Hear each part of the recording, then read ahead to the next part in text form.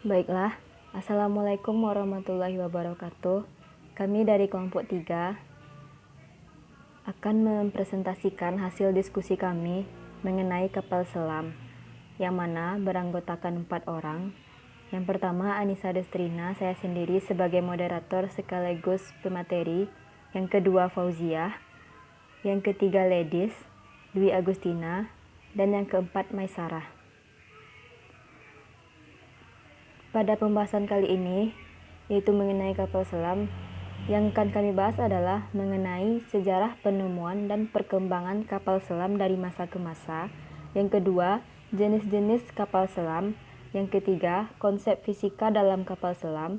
Dan yang keempat adalah prinsip kerja dari kapal selam tersebut. Materi pertama akan saya sampaikan sendiri. Sebelumnya, apa itu kapal selam? Kapal selam adalah kapal yang bergerak dari bawah permukaan air, yang pada umumnya digunakan untuk tujuan kepentingan militer.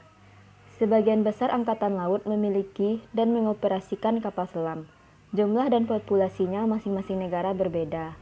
Selain digunakan untuk kepentingan militer, kapal selam juga digunakan untuk ilmu pengetahuan laut dan air tawar untuk bertugas di kedalaman yang tidak sesuai untuk penyelam manusia. Nah, sejarah penemuan dan perkembangan kapal selam dari masa ke masa. Pada abad ke-16, para ahli memikirkan bagaimana kalau semua bagian kapal dapat berada di dalam air, tetapi tetap dapat meluncur dan dikendarai seperti kapal biasa. Nah, selanjutnya lalu pemikiran dengan bantuan ilmu pengetahuan untuk membuat kapal selam itu muncul pada tahun 1578.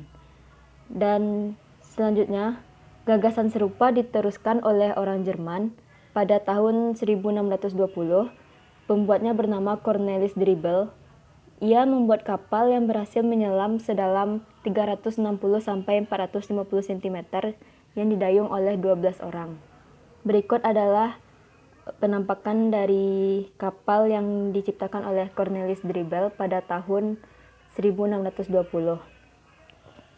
Dapat teman-teman lihat pada slide.